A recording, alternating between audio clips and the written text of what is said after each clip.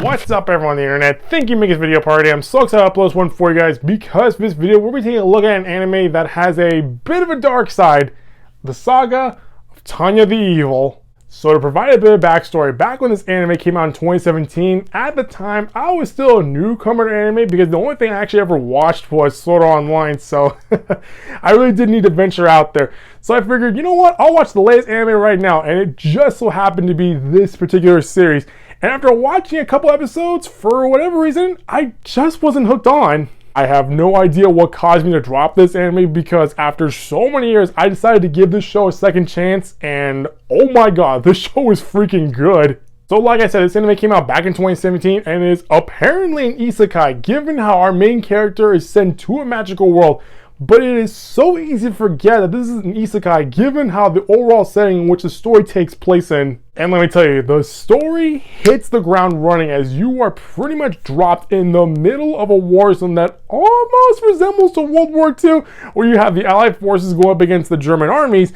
And while at first you think, okay, we're going to be following one of these Allied forces, the story then introduces you to its main character, Tanya von Gorbachev, who is the embodiment of evil. Do not be fooled by her appearance. She may look like an innocent little girl, but she is the definition of evil itself. Hence the title. And right from the get-go, the show already gives you a taste on why this anime is considered an isekai and why the villain of this show is the main villain, as you see little Tanya pray to God in the heavens above as she unleashes a spell that is almost equivalent to a nuclear warhead and just annihilates the enemy. Sweet Jesus, imagine if you're in the middle of a war zone and you see a priest walk over to you with a shotgun in one hand and a Bible in the other, and you hear him praise the Lord above right before he sends you over to meet him.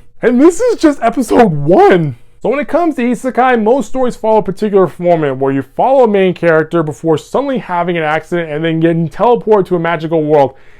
And when you see Tanya's origin story, oh my god, it is so brutal and violent in the same way.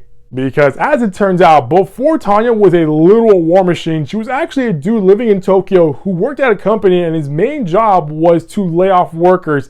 And the scary thing about this is he actually really loved doing his job. What the actual hell? What kind of person finds joy in firing other people? I mean, how does that person sleep at night? Well, one day he pissed off the wrong employee as he's pretty much shoved right in front of a moving train, and oh my god, in all my years of watching and reviewing anime, I've never seen a more brutal way to get sent to a fantasy world. But it's not his death that's terrible, it's what he does next that is a big no-no, because as it turns out, God was watching over him and he was not too happy. Apparently, this guy was a full-blown atheist and starts trash-talking to God, who he then labels as being X, because in his mind, if there really was a God, would he have allowed this terrible thing to happen? And if so, is he really doing a good job? Because if there really are scum around the world who are doing terrible things, how is it that God is still in a position of power? Well, that didn't sit too well with God, because the big man upstairs then decides to teach this man a lesson. You know what? Seeing as you've never once experienced poverty, starvation, desperation, and have never once looked to me for comfort, I'm going to send you to a place where I will make you a true believer. And just like that, this man is sent from his world to another world, which is very similar to World War II with only one slight difference. There is magic in this world. Oh yeah, and he gets reincarnated as a baby girl called Tanya, and as she grows up, she is fully aware that if she dies a second time, there's not going to be a second chances. There's not going to be another reincarnation. So she needs to get into a high place of power where she can live a peaceful life. And if she needs to kill as many people as possible in order to piss off being X, then so be it. Okay, this is the part in the story that threw me in a complete 180 loop, because normally I'm used to watching shows where you follow the hero overcome the odds to achieve his goal. here we're watching the bad girl who will burn the world down for her own selfish needs. Maybe that was one of the reasons why I dropped this show, because at the time I was so used to watching anime while I'm following the hero like Kaito and Sword Art Online. So when I came into this show and realized that I was following the villain, I was like, wait, hold on. Maybe this isn't for me. Well, after watching this first season, I gotta tell you, I am completely on board with this series, because you know what? Sometimes it's good to be the bad guy. Now, while this anime showcases several World War II battles and also shows Anya climbing up the ranks in the German army, there's also a lot of politics involved, which was a very nice touch given how it not only gives the audience a break from all the battles, but it also allows them to see how the power structure of this world functions. And this plays heavily into Tanya's favor, given how in her past life she had to climb up the ranks of a big company to obtain a seat of power. So while she is ruthless on the battlefield, she's even more of a savage in the war room, as she's pretty much playing chess with her superiors. The politics of this world play a heavy role in the story as well. Given how this is set in a World War era, you can expect a lot of foreign policies to come into play when countries are trying to come up with their next move against one another. Now, going back to Tanya, holy crap, the show does not waste any opportunity in showing you just how crazy this chick can be.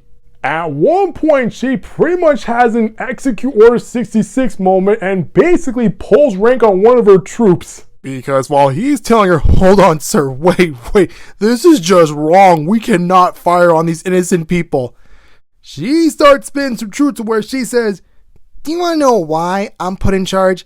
It's because I'm willing to do what needs to be done. This is war. It's either you or them. So what's it gonna be? You're a good soldier, right? Good soldiers follow orders. Good soldiers follow orders. Good soldiers follow orders. Good soldiers follow orders. Good soldiers follow orders. Oh my god, this chick is on a whole nother level. Now, aside from Tanya's story and the very well drawn animation, the music, holy crap, the music is something very special. For those of you who have been following me for some time, you'll probably know that there are two anime villain themes that have always stood out to me. Akaza's theme from Demon Slayer and the Pillarman theme from JoJo's Bizarre Adventure. After watching this first season, I can now confirm that I now have 3 favorite anime villain themes. Tanya's theme is so biblical and so commanding at the same time that you could say that it is a mixture between Richard Wagner's Ride of the Valkyries and John Williams' Imperial March. Oh my god, when you hear the theme music kick in, whatever scene that is playing, you know that Tanya is going to command her troops and turn the battle into her favor. So while I enjoy the story, the animation, and the score, that doesn't mean that this anime is perfect. And even though I liked watching Tanya pretty much take over the world, I do wish that there was a hero or protagonist to serve as her rival and propel the story even further. I mean, we do sort of get that with one particular character, Colonel Sue, who I think has maybe 3 run-ins with Tanya throughout the first season, but other than that, there really isn't anybody who can stand up to this girl. However, we are introduced to the hero who will rise up against Tanya, but that's in the movie, which I will definitely do a review on that soon. But anyway, if you're looking for something completely different to watch, or if you like stories about the bad guys, then I highly recommend you watch this anime. And with season 2 finally coming, this is the perfect time to catch up on this series. Well, that's going to do it for this video, guys. That was my overall view on the Saga of Tanya the Evil. If you like what you saw, click the subscribe button to get updates from this channel. I'll see you next time with a brand new video. Bye-bye.